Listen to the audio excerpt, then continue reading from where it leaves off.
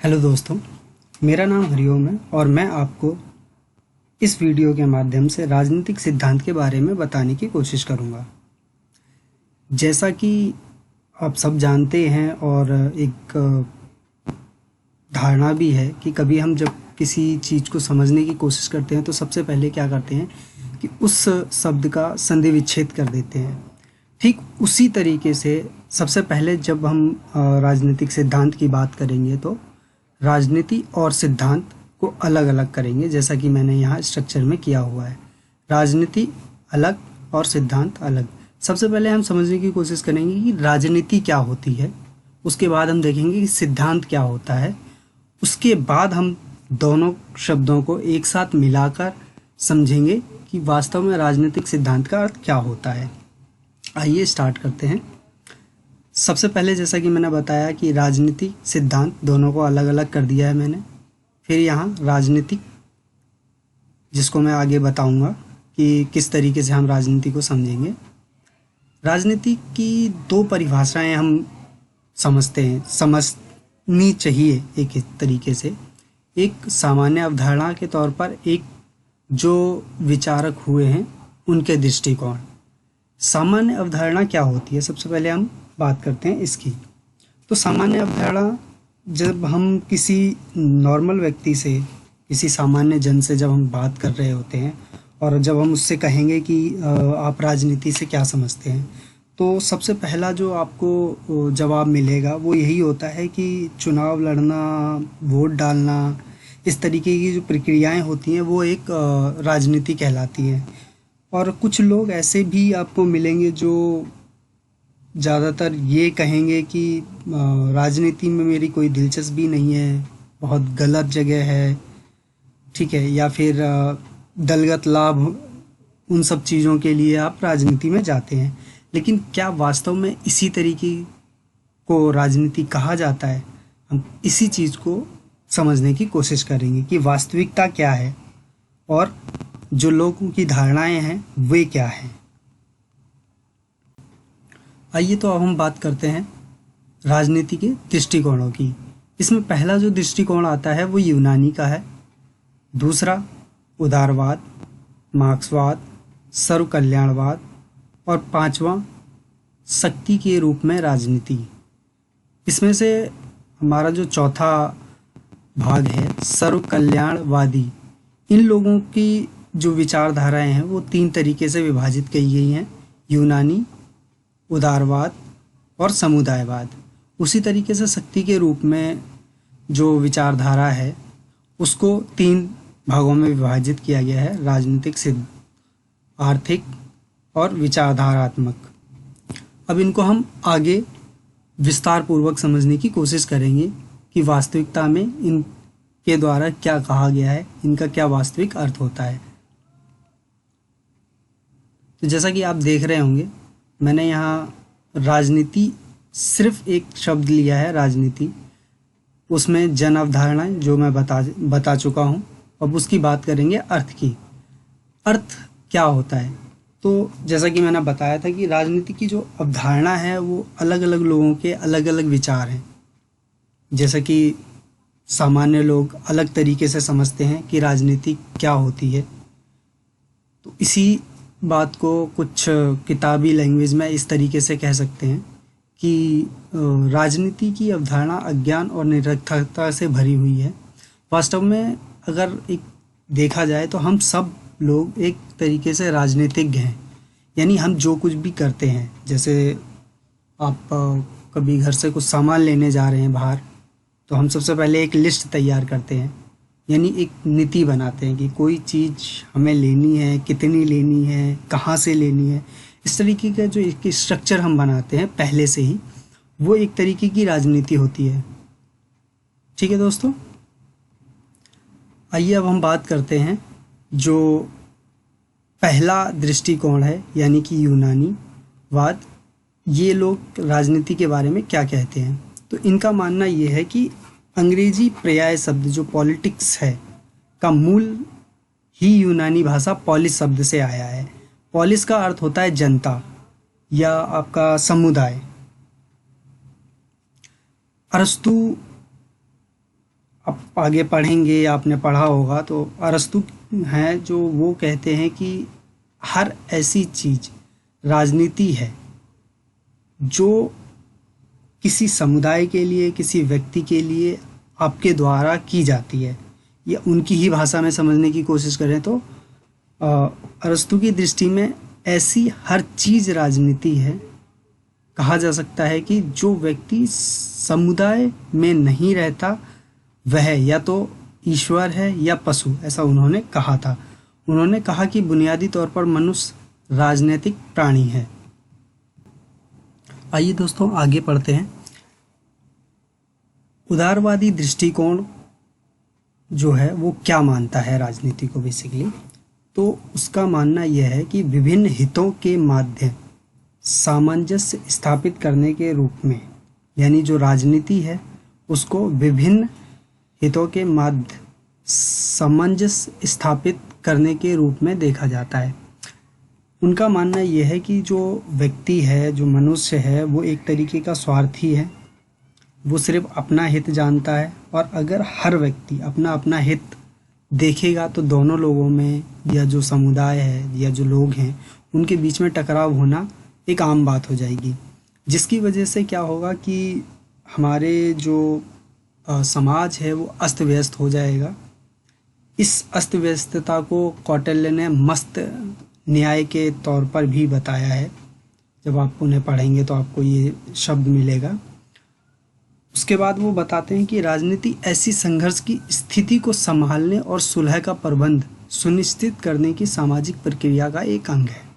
यानी कि राजनीति ऐसी जो सिचुएशन क्रिएट हो रही है कि सोसाइटी में सभी लोग एक दूसरे के अगेंस्ट खड़े हुए हैं, तो इन सब चीज़ों को संभालने के लिए राजनीति आगे आती है। इसका समर्थन करते हैं हॉब्स, लॉक, मिल, स्मिथ, जो कि उदारवादी विचारों के साथ रहते हैं। इसके बाद अगला है हमारा मार्क्सवादी दृष्टिकोण। मार्क्सवादी दृष्टिकोण वर्ग संघर्ष के रूप में राजनीति को देखते हैं। वर्ग संघर्ष से इनका मतलब होता है कि राजनीति के संबंध में मार्क्स की दृष्टि धनवानों और निर्धन श्रमिक वर्ग के मध्य के मूलभूत सामाजिक संबंधों और उनके सिद्धांत सह भविष्यवाणी पर आधारित है कि पूंजीवाद के फलस्वरूप निर्धन सर्वहारा वर्ग की शक्ति का क्षय होता है और अंत वे हिंसक राजनीतिक कार्रवाई करने को विवश हो जाते हैं और तब क्रांति होती है। इस प्रकार राजनीति मूलभूत वर्ग विच्छेद की अभिव्यक्ति है। इसका मतलब यह है कि वर्ग संघर्ष के रूप में राजनीति, यानी हमारे समाज में दो तरीके के लोग हमेशा से ही रहे हैं। अगर आप इतिहास में जाओगे या आप मूवी देखते हो तो आपने देखा होगा कि पहले जमींदार और मजदूर वर्ग हुआ करता था। किसान बड़े बड़े जमींदार होते थे और छोटा किसान हुआ करता था। और अभी हम देखते हैं कि बड़े बड़े पूंजीपति हैं और जो दूसरा भाग होता है वो मजदूर वर्ग होता है। तो राजनीति, मार्क्सवादी कहते हैं कि राजनीति दोनों के बीच का जो संघर्ष है उसको हम कह सकते हैं, सीधी भाषा में ये है। तो अगला है हमारा सर्व कल्याणकारी दृष्टि। राजनीति सबकी भलाई के साधन के रूप में होता है। इसको 3 जगह में विभाजित किया गया है। सर्व कल्याणवादी दृष्टिकोण में यूनानी जो अवधारणा है वह है अरस्तु, उसमें अरस्तु आते हैं। उनका मानना था कि सामान्य भलाई एक वस्तुपरक चीज़ है क्योंकि यह प्रकृति में निहित है। इसका मतलब है कि जो हर व्यक्ति की भलाई के लिए लोगों को आगे आना चाहिए, या जो राजनीति है उसको आगे आना चाहिए क्योंकि वह प्रकृति में निहित है। पुलिस का उद्देश्य केवल जीवन नहीं है, जैसा कि हमने ऊपर पढ़ा था कि शब्द पुलिस राजनीति शब्द पुलिस से निकला हुआ है। तो उसका अर्थ सिर्फ इतना नहीं है कि किसी व्यक्ति को जीवन होना चाहिए, बल्कि एक अच्छा जीवन होना चाहिए। व्यक्ति राज्य के लिए है, राज्य व्यक्ति के लिए नहीं है। राजनीति का काम सबकी भलाई करना होता है, सभी लोगों को एक अच्छा प्लेटफॉर्म देना, अपनी ग्रोथ करवाना होता है। उसके बाद हमारे पास आता है वो उदारवादी अवधारणा। प्रत्येक व्यक्ति तब तक अपने तरीके से अपना सुख प्राप्त करने के लिए प्रयत्नशील रहते हैं जब तक कि वे दूसरों के सुख में खलल ना डालें। ये बेसिकली आपकी मिल की विचारधारा है। तो मिल क्या कहते हैं कि आपको एक उदाहरण के तौर पे हम समझते हैं कि एक व्यक्ति, मैं हूँ, मुझे डंडा घुमाने का अधिकार है, लेकिन वो डंडा मैं इस तरीके से घुमाऊंगा कि आपको ना लगे। यदि वो डंडा आपको लगता है, इसका मतलब आपकी सुख ढूंढने की या सुख प्राप्त करने की जो कोशिश थी उसमें मैंने खलल की डाला है, यानी आपको डिस्टर्ब किया है। तो सीधी सी बात है, इसका मतलब ये हो गया कि राजनीति कहीं ना कहीं कल्याणकारी दृष्टिकोण से काम नहीं कर पा रही है। अब बात करते हैं सामुदायिक अवधारणा की। सामुदायिक अवधारणा, जो समुदायवादी हैं उनका मानना है कि हमें किसी एक व्यक्ति को ना लेकर पूरे समाज की बात करनी चाहिए, पूरे समुदाय की भलाई की ओर ध्यान देनी चाहिए। क्योंकि उनका मानना है कि अगर आप एक व्यक्ति पर ज़्यादा केंद्रित रहेंगे तो वो डोमिनेट हो सकता है सोसाइटी के ऊपर। तो इसलिए वो कहते हैं कि हर व्यक्ति के लिए हर व्यक्ति को प्रेफर करने की बजाय पूरे समुदाय की ओर ध्यान दिया जाए। अब हम आगे बात करते हैं राजनीति शक्ति के रूप में होता है।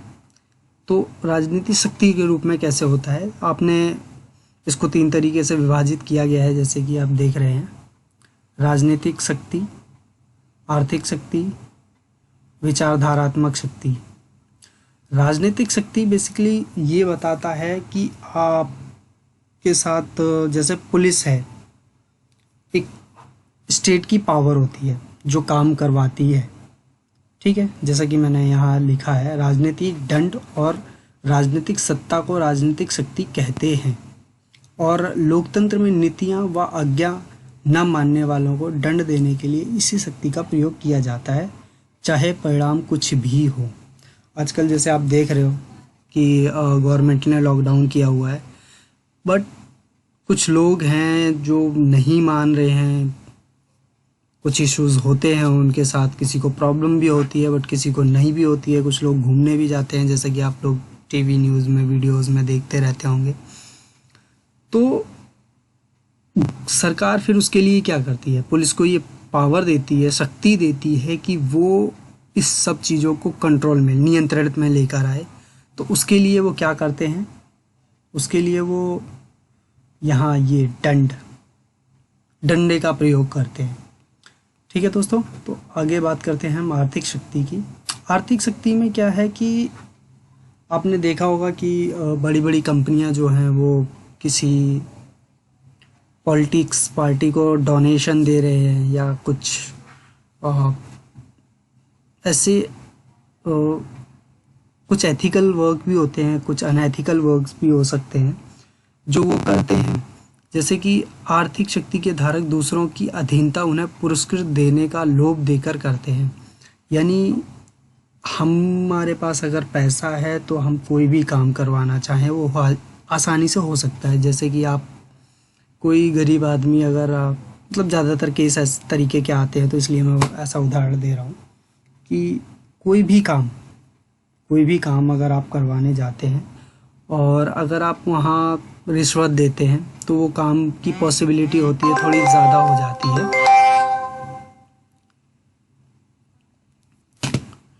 तो और क्या होता है कि ये हम भारत में बहुत ज़्यादा देखते हैं कि भारत में क्या होता है कि धनवान लोग, जो पैसे वाले जो लोग हैं, वो अगर कानून तोड़ भी देते हैं तो उन पर कुछ ज़्यादा असर नहीं पड़ता। लेकिन अगर वही काम कोई गरीब करता है तो फिर काफ़ी इशू हो जाता है। जैसे कि अब देखोगे कि सड़कों पे कई जगह आपको गाड़ियाँ पार्क मिलेंगी, गलत जगह भी पार्क होती हैं, बट उनके ऊपर एक्शन नहीं होता है। लेकिन वहीं अगर आप देखोगे किसी रेहड़ी वाले ने या कोई ऐसा व्यक्ति जो मतलब कमज़ोर है आर्थिक तौर पर, अगर वो कुछ काम कर रहा है वहाँ, या खड़ा हुआ है या बैठा हुआ है, जो भी है, तो आप देखोगे कि उसे कोई ना कोई आके ज़रूर हड़का देगा, मतलब डांटेगा कभी कभार गाली गलौज तक की बात भी आ जाती है। तो इस तरीके से हम देखते हैं कि आर्थिक शक्ति भी राजनीति में काफ़ी महत्वपूर्ण भूमिका निभाती है। उसके बाद हम बात करते हैं विचारधारात्मक शक्ति की। विचारधारात्मक शक्ति एक लिहाजे से इन दोनों शक्तियों से बड़ी होती है, क्योंकि विचारधारात्मक शक्ति का अर्थ है कि एक ऐसी प्रक्रिया जिसमें दूसरे लोग आपकी हर बात के लिए सहमत हों, आपके प्रति उनका रुझान हो, आपकी हर चीज़ उनके वो आपकी हर चीज़ के प्रति ढले हुए हों, आपके सम्मान, आपके साथ वफादारी, इस तरीके से वो बिल्कुल आपसे मतलब आपकी हाँ में हाँ करना एक तरीके से, ठीक है। तो इसका मतलब सीधा ये हुआ कि आपका उनकी विचारधारा पर, उनकी सोच पर काफ़ी हद तक कंट्रोल है, ठीक है। ये कैसे किया जा सकता है? ये ज़्यादातर क्या होता है कि आपका समाचार पत्र जो हम न्यूज़पेपर पढ़ते हैं, टीवी, सोशल मीडिया, यहाँ क्या होता है कि कई बार आपने देखा होगा कि कई पार्टियाँ एक दूसरे पर आरोप प्रत्यारोप करते हैं, तो उसमें कहीं ना कहीं ऐसी चीज़ें भी निकल कर आती हैं जो आपका किसी एक के प्रति रुझान डेवलप करती हैं। तो उस तरीके से हम देखते हैं। इसके बाद हम बात करेंगे सिद्धांत की। जैसा कि मैंने बताया था कि राजनीति को समझने के बाद हम सिद्धांत की बात करेंगे। सिद्धांत में बेसिकली हम बात करते हैं इसके शब्द की, कि शब्द क्या है और उसका अर्थ क्या है। तो सिद्धांत शब्द भी राजनीति की तरह यूनानी भाषा का ही शब्द है, जिसका यूनानी शब्द है थ्योरिया, जिसका अर्थ होता है चिंतन करना या सोचना या किसी चीज़ पर विचार करना। उसके साथ ही किसी घटना की व्याख्या करना सिद्धांत निर्माण का एक भाग हो सकता है। यानी आपने किसी घटना को देखा, फिर आप उस चीज़ को किसी को बताते हैं, तो वो एक तरीके से सिद्धांत निर्माण का काम कर रहे होते हैं। उसके साथ ही हम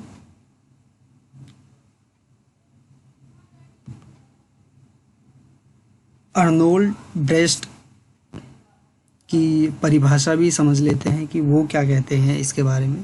तो उन्होंने क्या किया है कि थ्योरिया को व्यापक और संकीर्ण दो भागों में बांटा है। उनका मतलब है कि व्यापक में इसका अर्थ जो वो बताते हैं, उनका मतलब है कि विचारक का समस्त चिंतन, यानी एक जो विचारक है किसी चीज़ को, किसी घटना को लेकर क्या सोचता है, तो उसका जितना भी उसकी थिंकिंग है, जहाँ तक वो सोच सकता है, वो सारी चीज़ उसमें मिला दी जाए, तो वो एक व्यापक हो गया। और इसके अंदर क्या होता है, विश्लेषण करना, किसी चीज़ की समीक्षा करना, उसकी आलोचना करना, ये सारी चीज़ें इसमें जोड़ी जाती हैं। उसके साथ ही अगर हम देखें कि संकीर्ण में इसका अर्थ होता है, जो वो बता रहे हैं, किसी विचार की मूल रूप से व्याख्या, और ये सिर्फ व्याख्या तक ही सीमित होता है। यानी कि जैसा कि मैंने बताया अभी कि व्यापक में इसका अर्थ थोड़ा व्यापक तौर पर लिया जाता है, यानी कि इसमें विश्लेषण, समीक्षा और आलोचना आदि भी जोड़ा जाता है। लेकिन अगर हम बात करें संकीर्ण की, तो इसके अंदर सिर्फ और सिर्फ मूल रूप से व्याख्या ही की जाती है। तो दोस्तों, आज का वीडियो इतना ही है। आगे हम फिर आएंगे, राजनीतिक सिद्धांत क्या होता है इस को लेकर। तब तक के लिए